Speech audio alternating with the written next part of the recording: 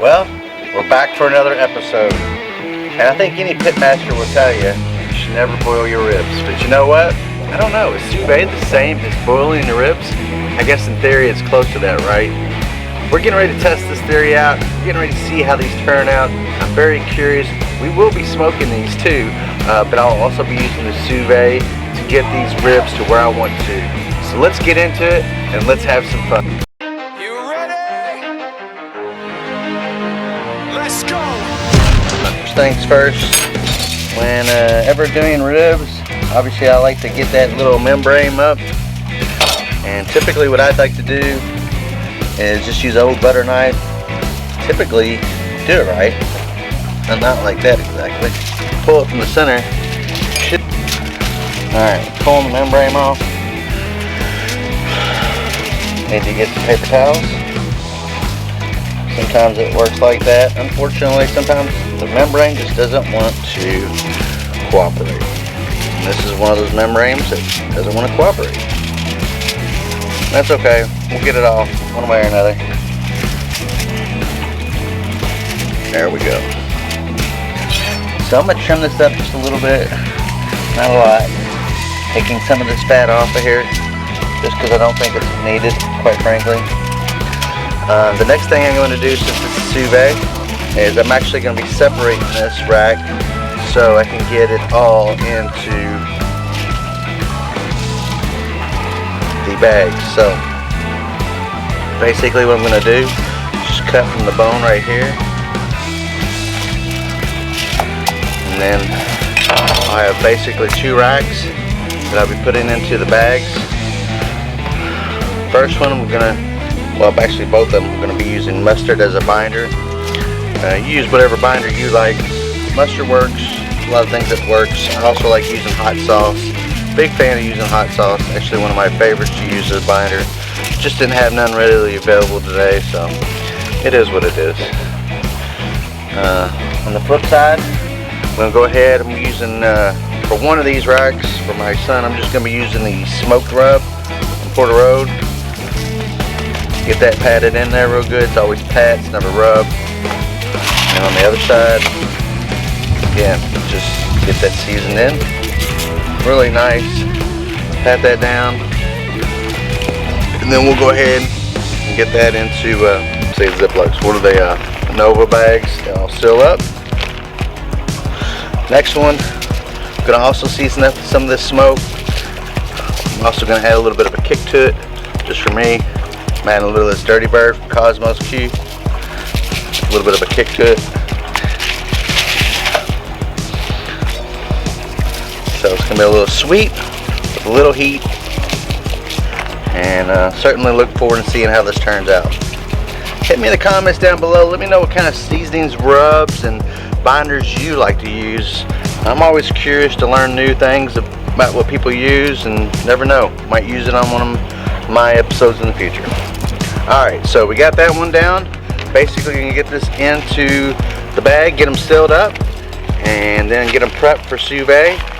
Should be a nice little cook. I think on these, I'm not mistaking, it's going to be at least 12 hours or 12 to 16 hours. So we've got our rack of ribs basically ready to go into the sous vide. I'm really enjoying the app so far. It gives you a lot of tips and tricks on what to do and settings as far as how you want to do this. I'm going to be running this at 160, basically run this for 12 hours overnight. Then we'll get some smoke on them and we'll see how these turn out.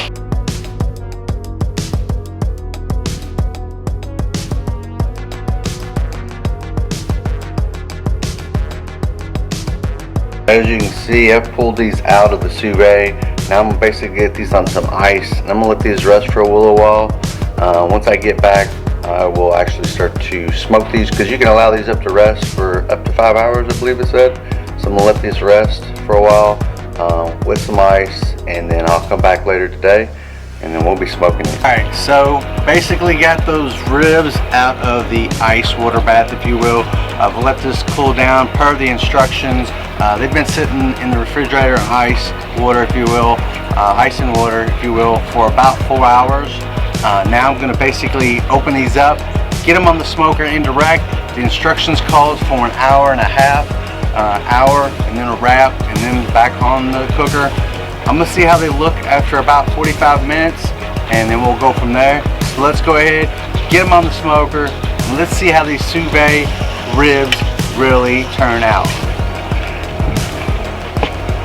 Alright, I'm getting both these racks on here, indirect, running around 250. We'll see how this turns out. Like I said, the sous vide process is definitely intriguing. It's funny to see how you can see some of that fat that's rendered off of these ribs already.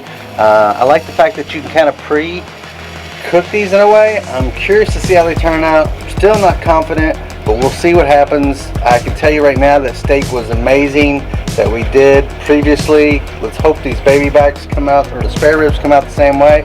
We will see. Let's give it some time, and we'll go from there. Basically what I'm going to do is I'm going to try to do something that I see my man Smoking Dad Barbecue James, aka the Master on YouTube. He's shared this on one of his recent posts, so quite frankly I think this is a good opportunity for me to try it. I'm not a big fan of the way the sparks look and stuff. Anyway, basically what I'm going to do, and I've never done this before, so let's just go completely hog wild with the first sous vide ribs. Now I'm trying out some to do this technique. We'll just see how it works. I mean, what's the worst that can happen, right? Hopefully the food doesn't turn out bad. That's always never been good for me, but I'm not gonna lie. It happens to all of us. Nobody's perfect, including me. So, first things first, I'm just going to put a little dab of butter on each of these racks. Nothing too crazy. Just a little dab. And then after that, I'm just going to take, if you will, a little bit of brown sugar. Normally I would add this to both sides, but I'm not really worried about it. Both sides like that.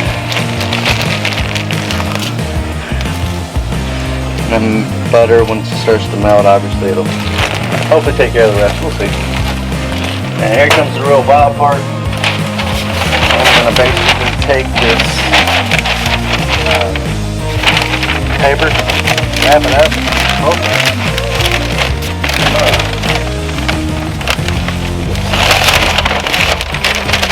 There we go. Bear with me. We got this. Wrap this up.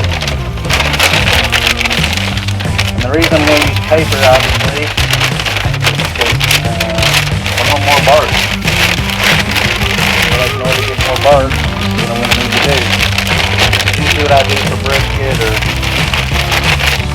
pulled pork, anything else like that. So, figured this was worth giving it a shot. Alright. Now that I've done all that craziness, ooh, that's hot. I'm going to put this on top of the aluminum, and then we're going to let that cook and run it down for a little while longer. And basically the premise behind the foil is it keeps the bottom still moist, or I should say prevents from getting too dried out, while the paper will allow this to still form a bark. So we'll see how this goes. Stay tuned. Definitely more to come. So bringing these in from the cooker, as you can see, the bone pull is ridiculous. Obviously this bone, just to pull it off, just turn it around. So yeah, I would say these are definitely the fall off bone kind of ribs. I'm gonna get these sauced up, and then we'll do a little taste test. We'll see how they go. Here it is, the moment of truth. Do these sous vide ribs, and how do they stack up against just regular smoking or grilling ribs? I will say this just from the onset, these things are obviously pull apart, so they're not, as you would say, competition ribs. Not just probably going to be a clean bite, but I will tell you what, the process in sous vide is actually much easier than I anticipated. Because you can literally, like I did last night, I just set these up into the bag overnight for the sous vide process, and then today I just literally spent what I would consider just roughly an hour, if that, cooking these ribs, and I tell you what, they look great. Now let's see how they taste. As you can see, nice, juicy, tender, excellent, or I should say a decent smoke ring. So let's bite into it and see how they taste. Wow. Seriously, and I mean this, the most tender ribs I've ever had.